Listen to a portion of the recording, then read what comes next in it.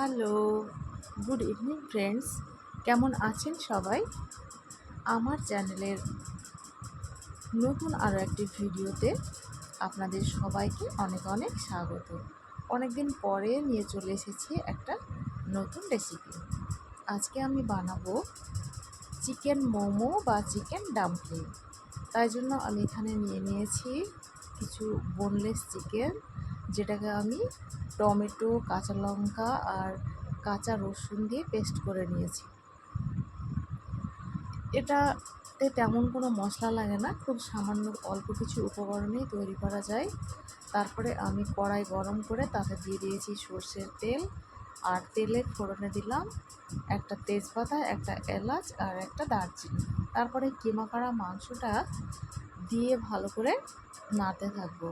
তারপর মাংসের মধ্যে দিয়ে দেবো সমস্ত রকমের গুঁড়ো মশলা, যেমন হলুদ, লঙ্কা গুঁড়ো, জিরে ভাজা, ধনে গুঁড়ো, লবণ, এগুলো দিয়ে ভালো করে নাড়তে থাকবো। আর একটু পরে দিয়ে দেবো এর মধ্যে কুচনো বাঁধাকপি। এটা অপশনাল, এটা দিলেও হবে না দিলেও হবে। আর তার মধ্যে দিয়ে দিলাম কিছুটা পরিমাণে বাটা মশলা। এর মধ্যে রয়েছে পেঁয়াজ, আদা এবং রসুন। তারপর ভালো করে শুকনো করে ভেজে নেব। ভাজা হয়ে গেলে শেষ পর্যায়ে দিয়ে দেব একটুখানি টমেটো কেচাপ, একটুখানি সয়া সস আর একটুখানি গোলমরিচের গুঁড়ো, যেটাতে স্বাদটাকে আরও দ্বিগুণ করে দেবে। চিকেন মোমো তো আমরা অনেকেই খেয়েছি কিনে, যেটা কাঁচা মাংস দিয়ে তৈরি করা হয়, কিন্তু এইভাবে যদি বাড়িতে ভালোভাবে পুরটা বানিয়ে মোমো তৈরি করা যায়, তাহলে খেতে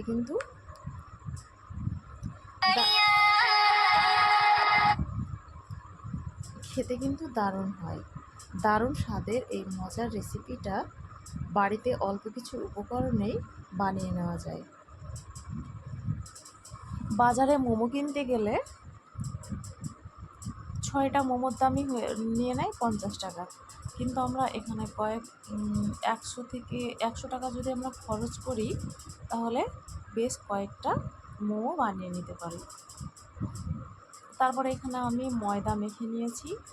ময়দাটাকে একটা শুকনো পাতলা করে বেলে রুটি তৈরি করে নিলাম বড় করে। তারপর একটা গ্লাসের সাহায্যে ছোট ছোট করে কেটে নিলাম।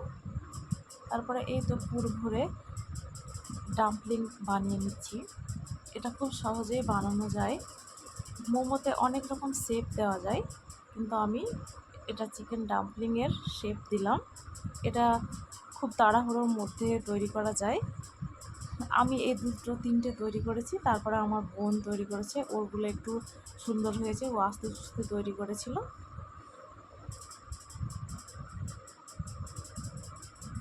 দেখুন বন্ধুরা, অনেকটা পুর হয়েছে। এই পুরগুলো দিয়ে প্রায় 40টা মতো মোমো তৈরি হয়েছে।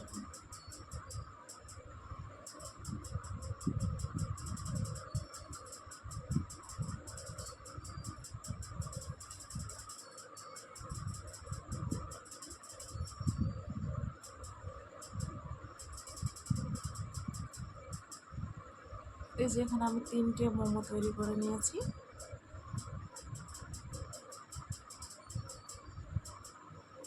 এরপর আস্তে আস্তে সব মোমোগুলো তৈরি করে নেব।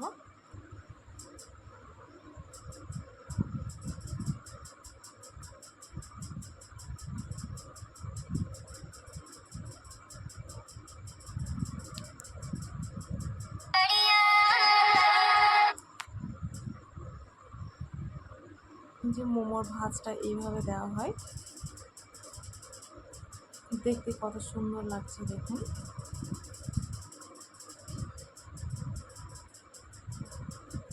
সব মোমোগুলো রেডি হতে আর কিছুক্ষণ লাগবে।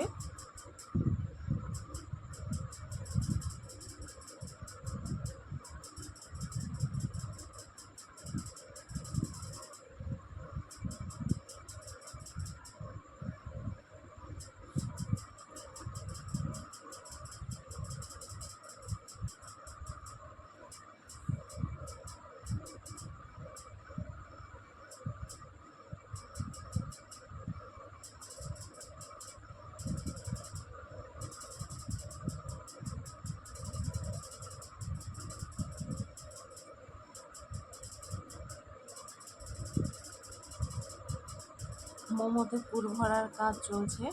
আসলে প্রায় অনেকগুলো মোমো হয়েছিল, তাই অনেকটাই সময় লেগে গেছিলো। এই যে মোমোগুলো প্রায় হয়ে এসছে। এবার আমি একটা হাঁড়িতে কিছুটা জল দিয়েছিলাম, তারপরে জলটা গরম হয়ে ফুটতে শুরু করলে তার উপরে এই যে ফুটো ফুটো গামলাটা দিয়ে মোমোগুলো সাজিয়ে 2 থেকে 3 মিনিট স্টিম করে নেব, তাহলে রেডি হয়ে যাবে। মোমোগুলো সেদ্ধ হয়ে গেছে, এগুলোকে এবার একে একে তুলে নেব।